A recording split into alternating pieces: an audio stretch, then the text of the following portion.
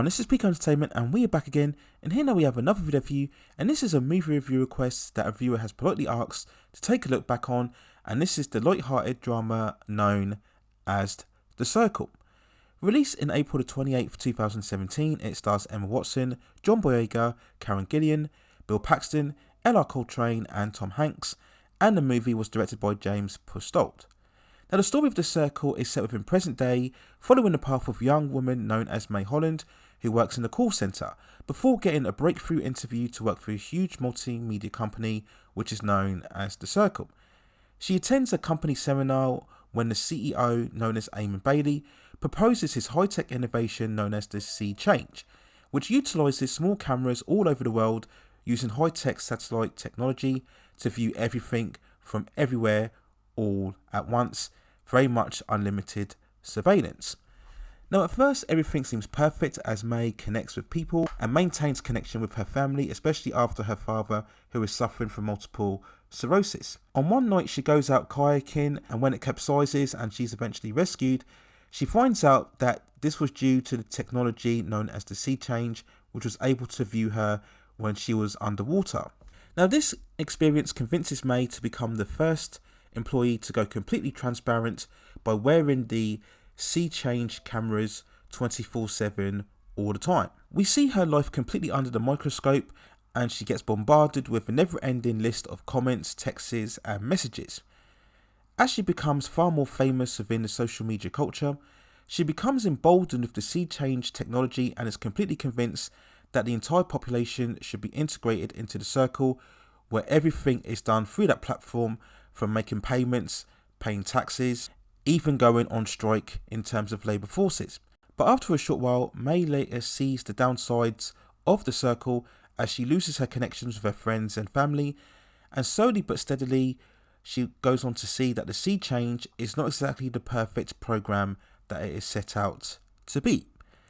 Now, when looking back at the Circle, in terms of an overall product, I think it functions absolutely fine.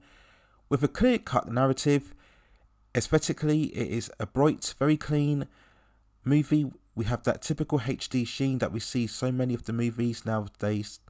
It has a very light-hearted, accessible tone, nothing too heavy-handed or overblown or convoluted. In terms of the performances, all of the cast are absolutely fine here. Watson overall is a very solid protagonist of the story. The other noteworthy performance comes from Karen Gillan as her best friend Annie.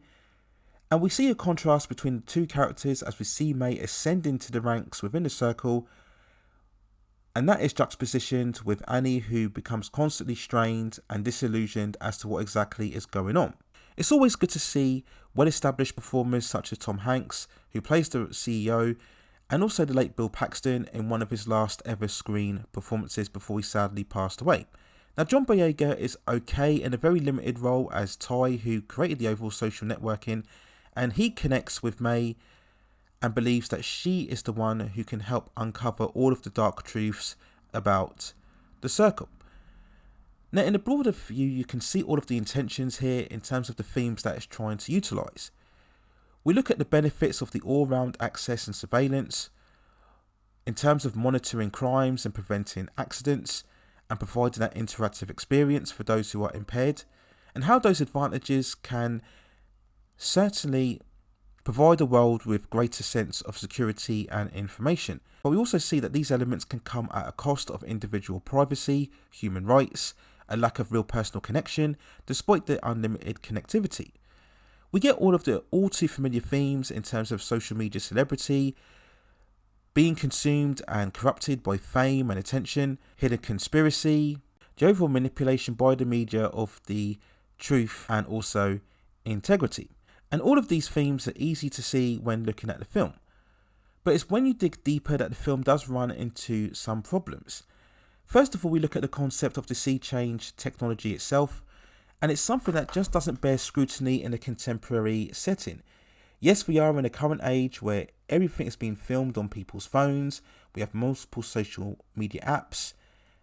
More and more so, people are signing on to various portals and websites, passing over all of their details, which, yes, to a degree enables us to certainly have a much more closer look as to people's locations and their overall activities.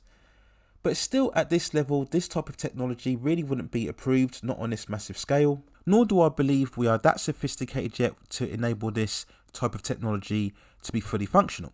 I do feel that the story would have benefited from being set in a much more distant future, science fiction type of story, which would have allowed much more of a disbelief in terms of this level of surveillance.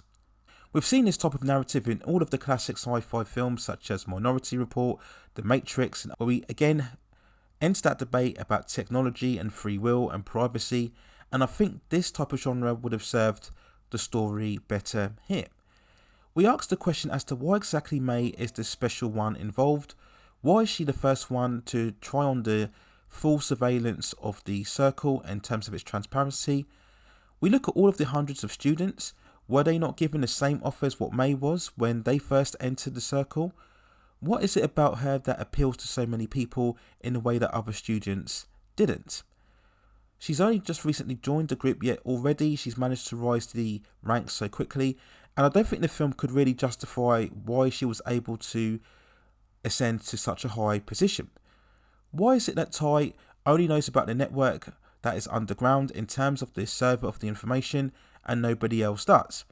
Now, I could understand if this was a small secluded location of which he could access the network, but we see him and May go down to this huge underground bunker where nobody else is around, and with all of the technology and indeed surveillance around, I just found it difficult to believe that nobody else would know about this particular location and what it was capable of. Why exactly was Annie so beaten down and stressed out throughout? What exactly was causing her different changes in mood? The film didn't really delve into that. And why was she the only one? Why is it that everybody else is supremely happy and completely oblivious as to what's going on? It's only really Annie and Ty that have raised objection.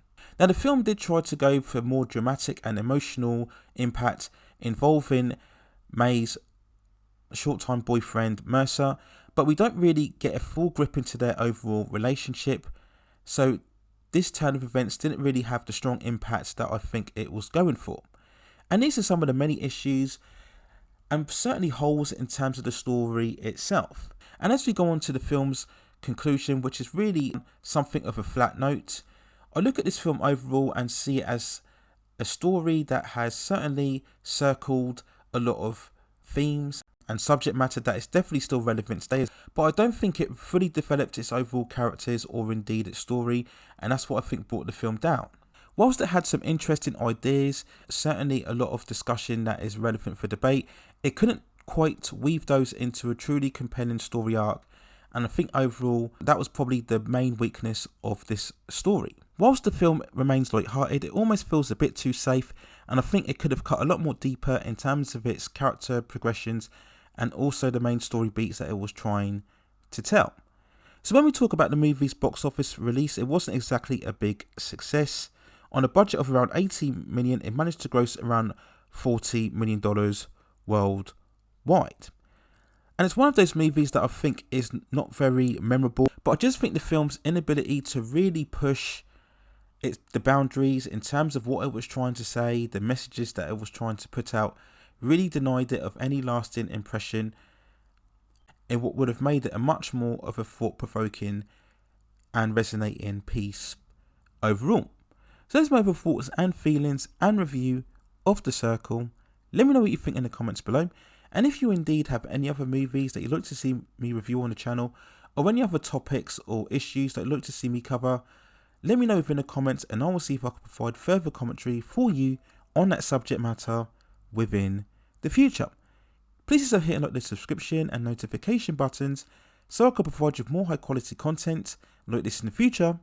But that's it for now. Take care of yourselves and I will see you very, very soon.